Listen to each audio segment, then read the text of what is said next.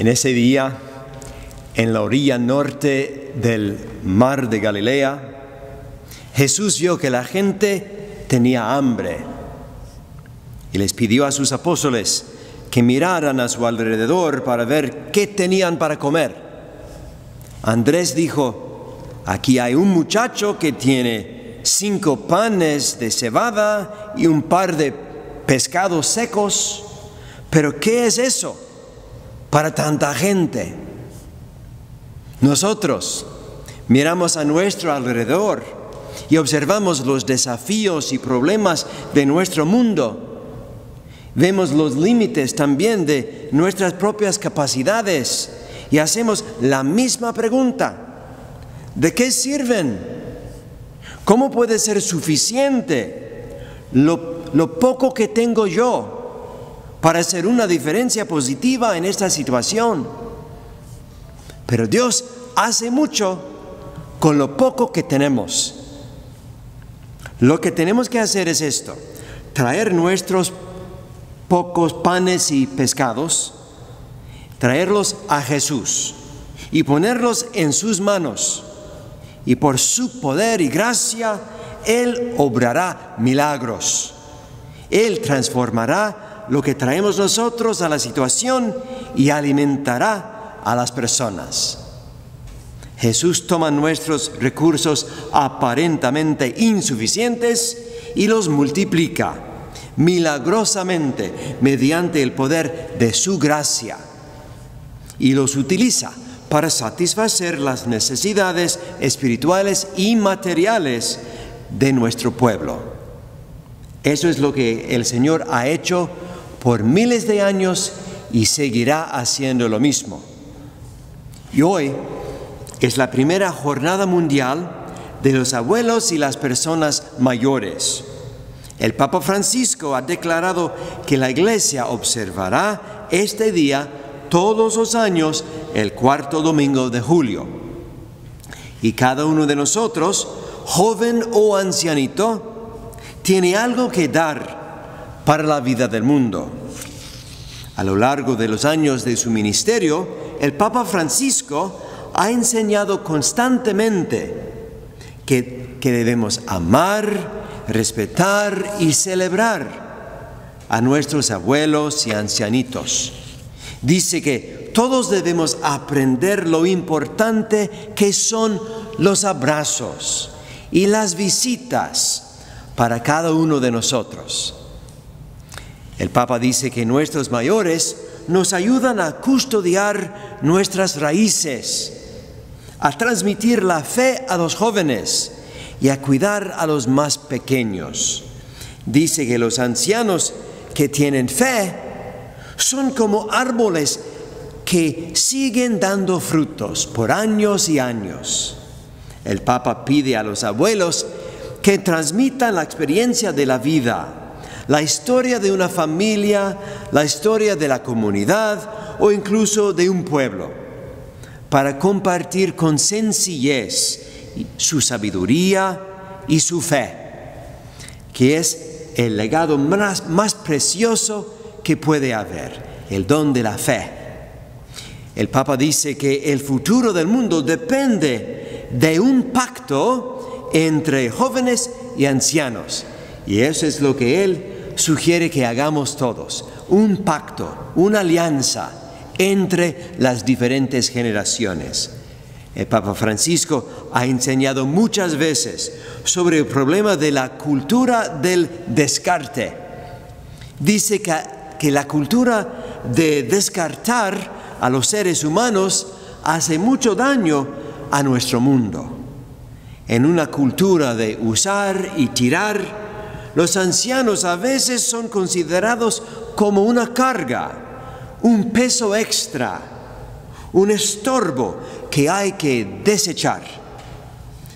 Pero desecharlos es un pecado, porque son seres humanos, creados en la imagen de Dios. El Papa dice que hay algo de cobarde en esta cultura de usar y tirar a las personas, porque en el fondo, cuando practicamos esa cultura del descarte, Lo que realmente estamos haciendo es tratar de eliminar nuestro propio miedo a la debilidad y a la vulnerabilidad.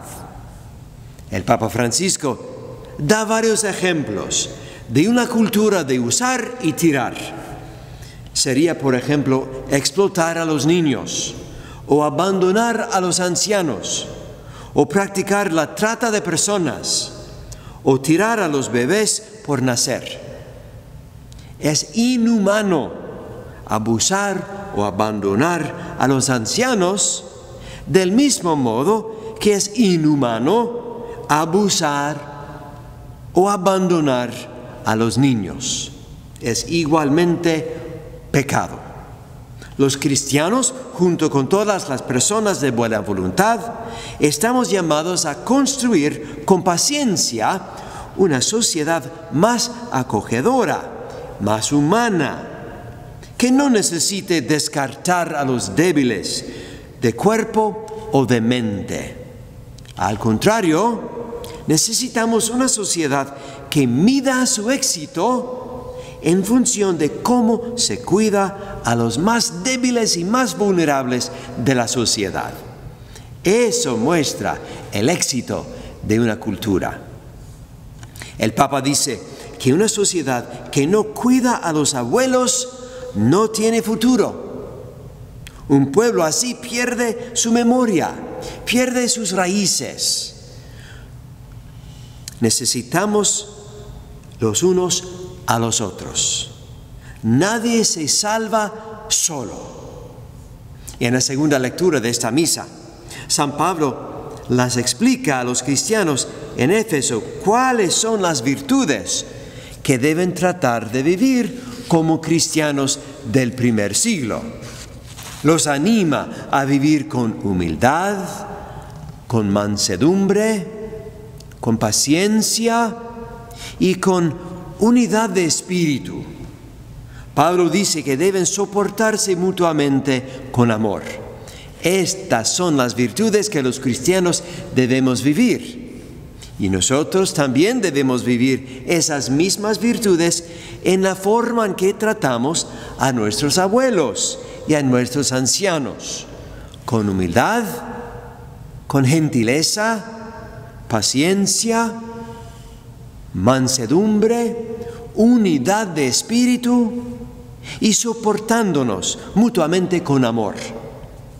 Si vivimos con esas virtudes en nuestro trato con nuestros ancianos y nuestros abuelos, seremos una sociedad más sana, más completa.